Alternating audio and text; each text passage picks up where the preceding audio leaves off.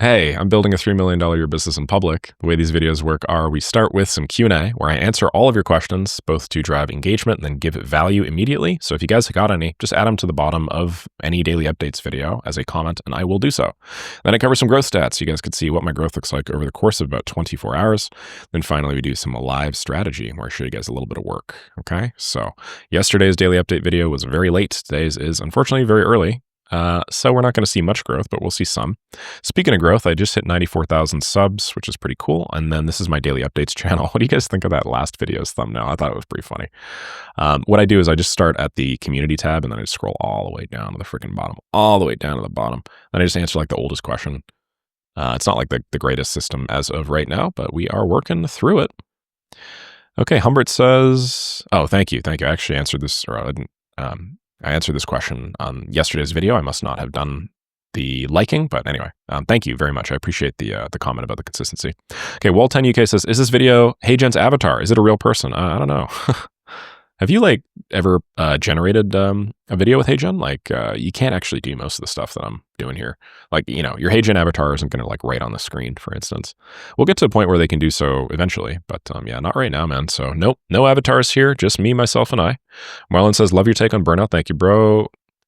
Life in General says, an awesome vid. I run an AA agency, and I actually have the time to crank up manual one-off emails, but I'm trying to pick the smartest play for hitting up solo real estate agents, team leaders, and brokers. Manual super personal emails. Is the extra personal touch really worth the time versus instantly personalization? Fastest way to warm up a fresh inbox, how long does it usually take? Once it's warm, how many one-to-one emails a day is still safe? So manual, super personal, you're probably sending about 30 to 40 a day.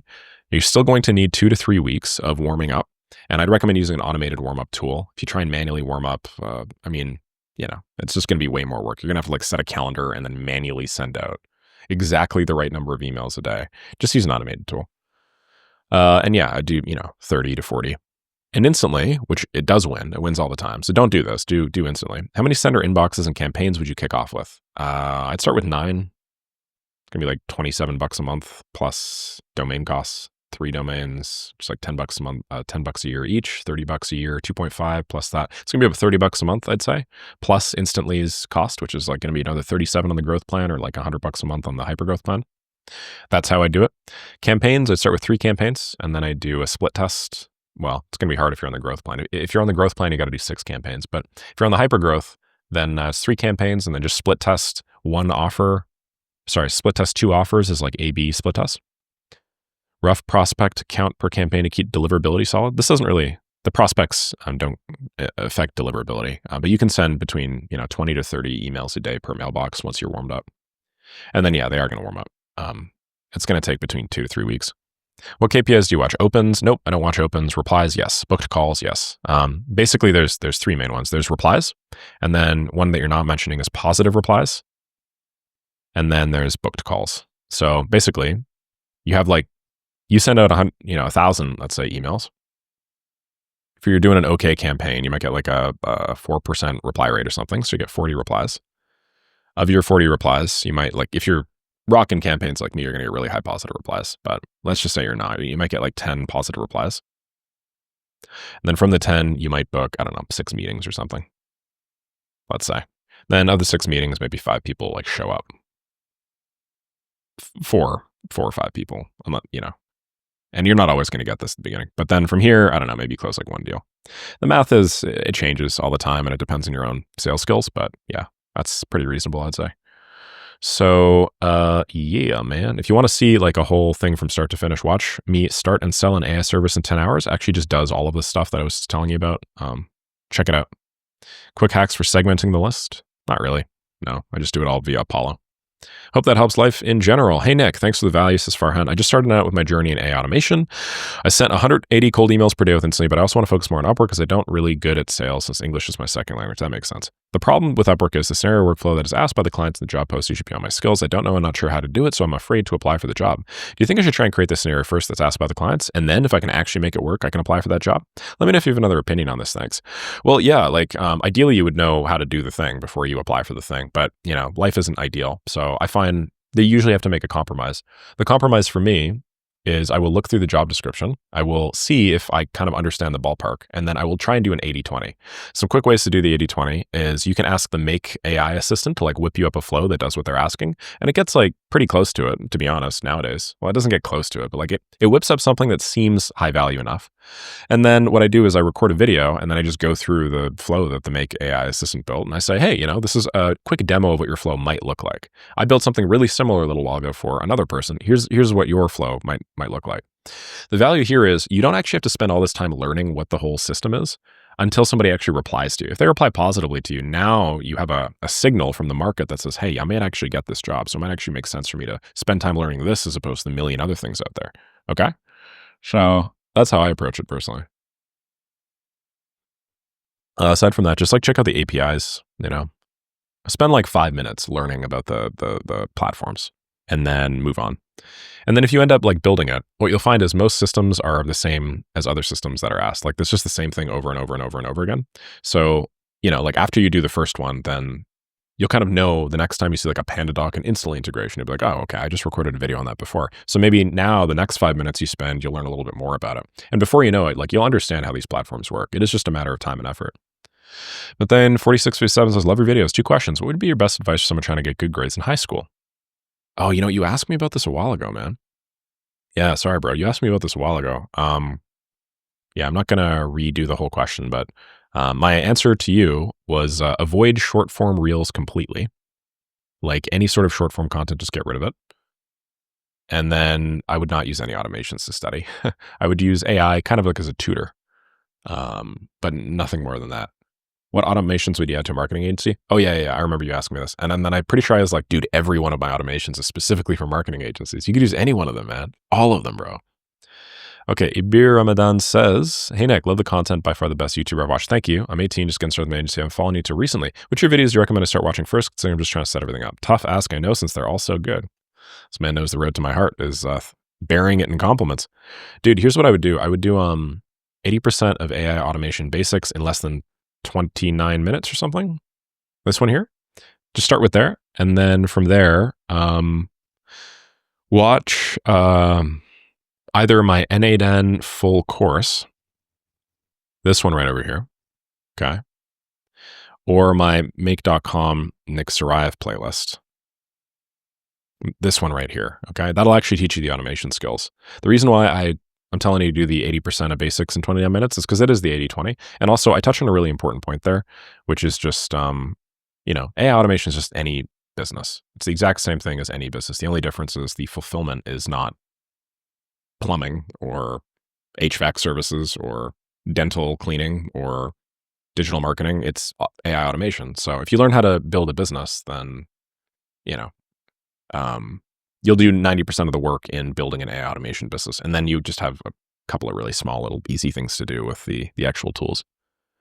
Thank you, Daily Bible Verses Following Jesus. Much appreciated. TT Baby says, hi, Key. You do look pretty tired, though. I know you don't conform to burnout, but mental fatigue is definitely still a thing. Just take care of yourself, man. Thanks for the hard work. Hey, no problem. I really appreciate you mentioning that. Do I look tired right now? I should. Like 5 hours of sleep last night again. That's rough. I've been super good since a week ago when you left me that. So don't sweat it. Thank you, though. I really, really much appreciate it. This is Mark Filipovic says, yo, Nick, I'm enjoying your update videos, building AI agents and automations for the past 4 years. And now I'm realizing the automations are great, but done for you solutions like mini plug and play SaaS are becoming easier to build and implement. I agree. I'm curious on your thoughts on merging N8N and Cursor Bolt to speed produce mini SaaS instead of selling automations. Dude, check this out. I made a video on this. Where the heck is this? Well, that's nice. I type in lovable Nick Saraev and I'm not the one that ranks for it. Okay. I need to add lovable into this title for sure. So, let me just, I don't want to show you guys what's on my to-dos today because there's some personal things that have to do with my flight. So I'm just going to add this to-do manually. But the to-do is going to say, add lovable to title of SaaS video. Okay, so Marco, the video that I recorded here is all about that, basically. Instead of doing an automation, you can brand it as a SaaS instead, and then you get tons of packaging benefits for the client. So I would for sure check that out, man. Then good way to get in touch, just email me. Yeah, I got to be real, man. I haven't really been able to respond to the massive influx of emails I've been receiving recently, which is unfortunate. I used to just like respond to all of my emails, but it's getting tough. It's getting tough. I will probably do so eventually. Is it somehow possible to create a meeting note after the Google Meet or Zoom discovery call, maybe with a recording call, and get somehow the email address to create automatically an email draft with a meeting note email proposal? I just have to click send, or in the future, just send it automatically 15 minutes after the call. I found some tools, but I don't know how to get the email. Yeah. Can you do this with just Google Meet?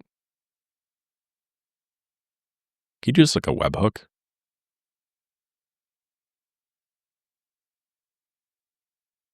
No, doesn't look like it. Could you do like Zoom? I think there's like a Zoom recording completed webhook. Yeah, okay. So Zoom has webhooks. So you could do that. Yes. I've done this before. There's a recording call ended or whatever, right? Meeting ended. No, that's sharing. Okay, anyway, I guess the point I'm making is yes, there is. Doing it directly through Google Meet or Zoom is kind of tough. So my recommendation is do something like Fireflies.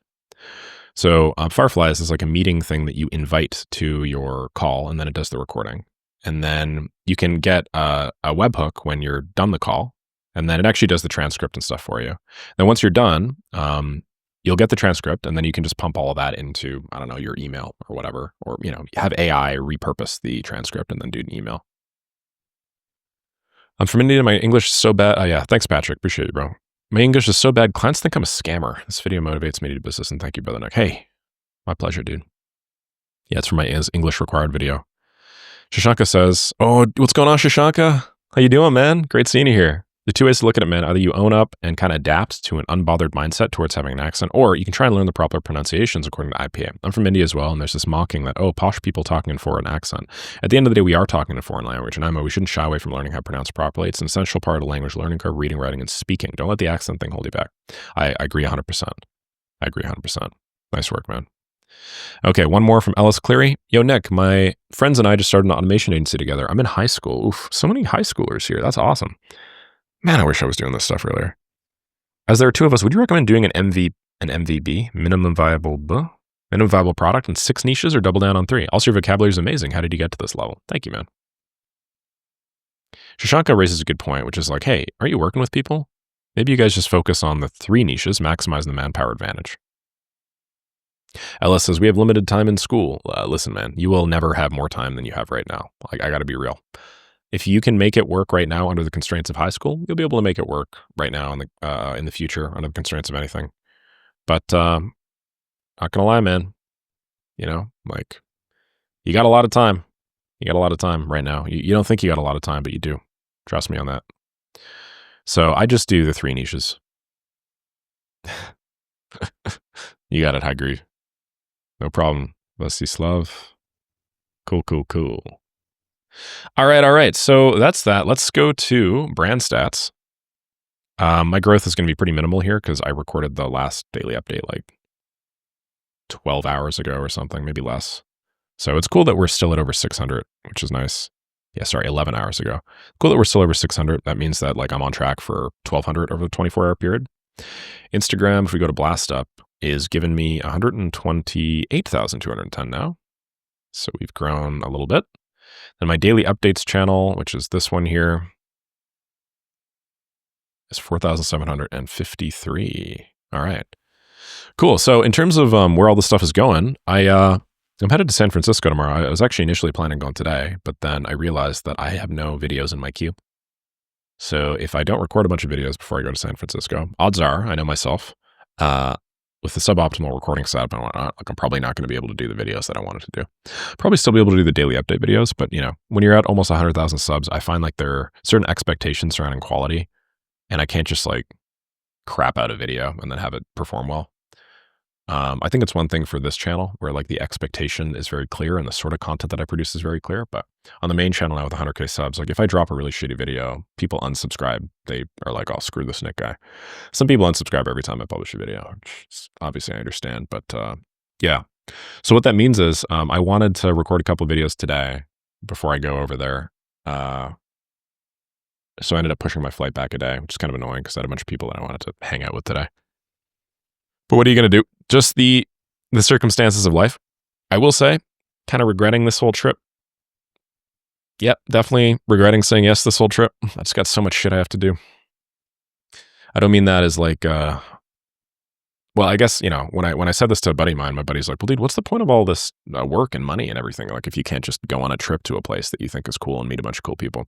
And I do understand his point, but I am also at a very pivotal. I'm at a very pivotal part of my career right now, like extraordinarily pivotal, where I'm like a rocket ship. And it's almost like the thrusters on a rocket ship just going off for a few days, I guess, in the actual rocket ship example, going off for a few seconds. Like that's going to make a massive impact to the trajectory of that rocket, right? And I don't think it was always like this. So I could have made some allowances to do this earlier. But yeah, if I think about like the most perfect, ideal setup for the next few months of my life, it is legitimately just being in the same place and the same time and working at the same time and just doing it every day uninterrupted for another 6 months or something, probably. So trips like this are going to interfere. There are also some additional issues like logistics and planning. Like my flight is going to arrive at noon, San Francisco time, and I have an event scheduled that starts at 1:30. So I need to somehow get from the airport to the location of my event in an hour and a half after I land. So it'll probably take me another half an hour to get out of the airport, maybe even more. So I'm going to have all my stuff with me. Oh man, it's going to be kind of annoying.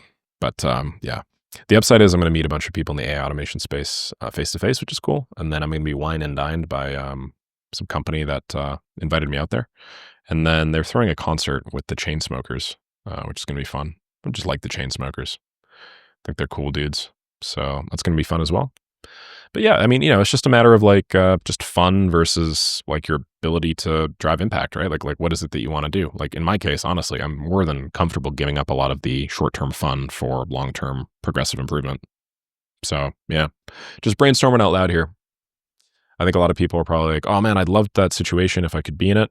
And I would probably have said the same thing a few years ago, but I find nothing more rewarding than just like sitting down and doing what it is that I set out for myself at the beginning of the day. And then doing that like every day for months and then just seeing everything grow. Like that to me is just the most amazing thing ever. So maybe I just need to get out of my own way and touch some grass. Or maybe I just hate flying or I hate crossing borders or there's some other thing that like I'm not really fully confronting. Or maybe it's a combination of all of them. But yeah, not fully looking forward to it. And I think this is probably going to be the last of that sort of thing that I do for a while. I was thinking about it like unless I royally screw up the next couple of months, I'm probably going to win the school games, right? Do I even want to go down and like meet all the guys? Like I'd very much appreciate it, but I feel like that would just take away from that'd be like the exact same situation, right? Got to fly down to like Las Vegas instead. So I don't know. I host a virtual school games. Alex, if you're watching this, Sam Evans. Yeah, just some thoughts while I'm at it. Okay, so I'm not showing you guys my screen here just because I got a couple of personal things on the to-do list that have to do with the travel. Also, my current insurance situation. I don't see anything here that I could do just live on video, so I think I'll just call it there for today. Yeah, my alarm's about to go off because I have a call coming up.